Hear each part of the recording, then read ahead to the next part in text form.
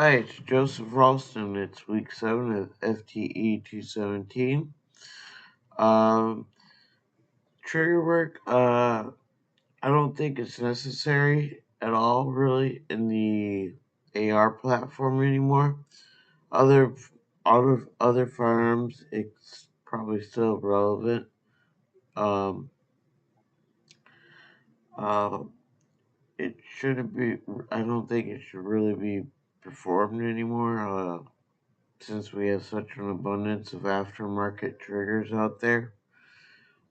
Um, and the only time that I think it would be necessary is just if the customer or client is really in need, really wants to have a nicer, smoother trigger, uh, and is on a really tight budget, and it can't afford any of the aftermarket triggers.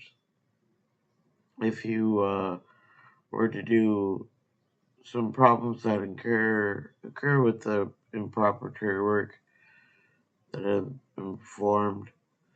Uh, an unsafe firearm, basically, like where it's able to bump fire, or if it drops, it can go off and take too much material is removed. Angles are cut wrong so that they don't engage the disconnector and things like that nature. It can be avoided by like aftermarket triggers. There's abundance of them that are budget friendly that work very well to expensive two stages.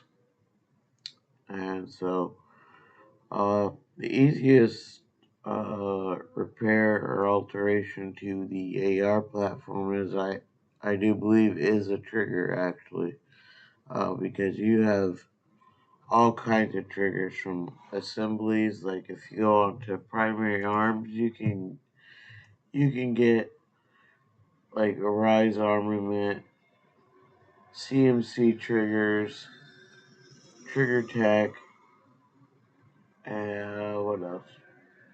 Expo, Timony triggers. They're all under $200 at least at primary arms, and those are for the full assembly. Now you can get a LaRue Tactical for under 200 and go up to a Geisley trigger around 245. But those are all simple triggers that can be done that you don't have to do too much fussing around with. Or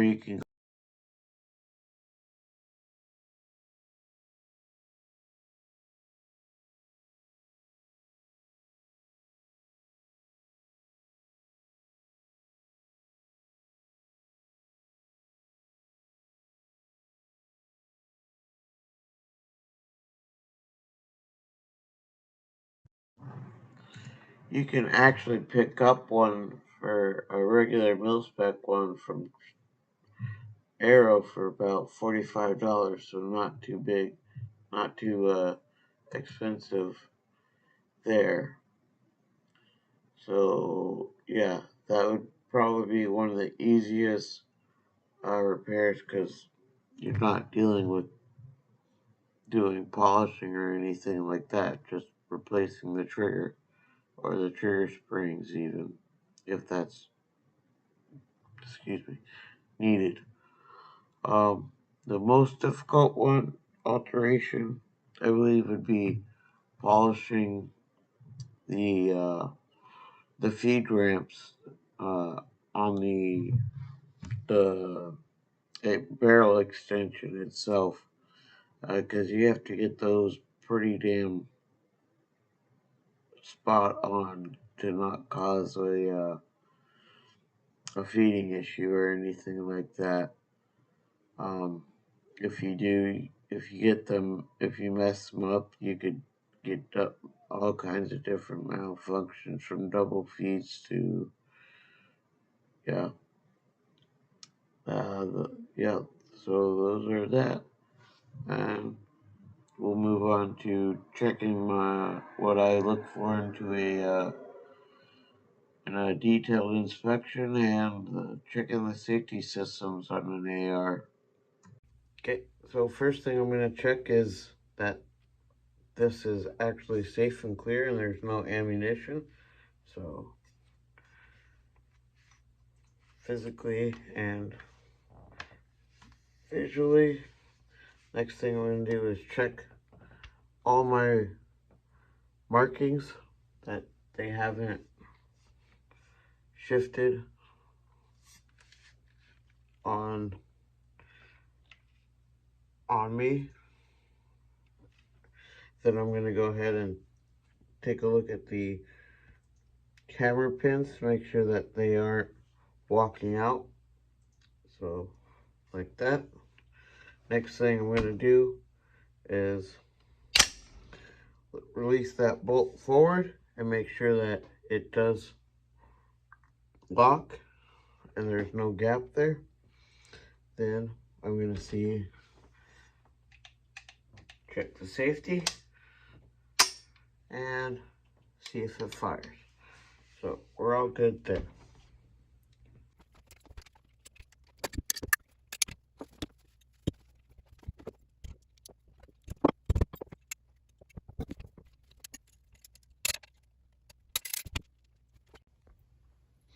Okay, now that it's broken down, I'm gonna go ahead and put that low receiver on the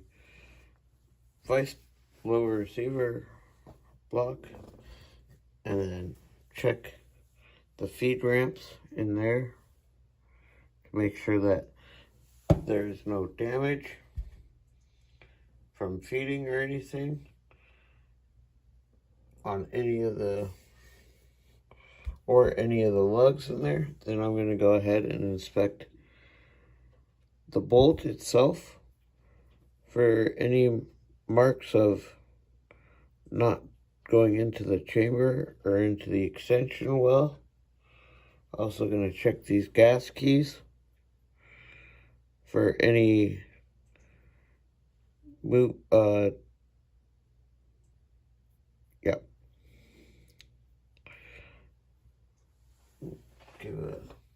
make sure that the ejector still works properly, and the extractor. Then I'm going to go ahead and take a look at the firing pin to make sure that there's nothing wrong with the actual tip of it, or any cracks or anything in the firing pin itself. I usually give the buffer a good shake and make sure that like this roll pin in there is still there, and make sure that everything looks good on that. See how this is wearing, see if there's any crack or anything notable there. Check the inside there and check the gas key as well.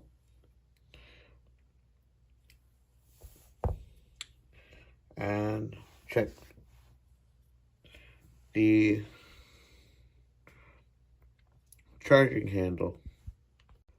Also, while I'm checking the upper receiver area, I'm going to be checking the gas tube in there to make sure there's no damage as well, which looks good. So now we'll move on to the lower receiver. Here, I'm going to be looking at the safety, making sure that it flicks back and forth nicely, that it works, and put it on fire. Release the hammer by putting my thumb in front of that and pulling the trigger.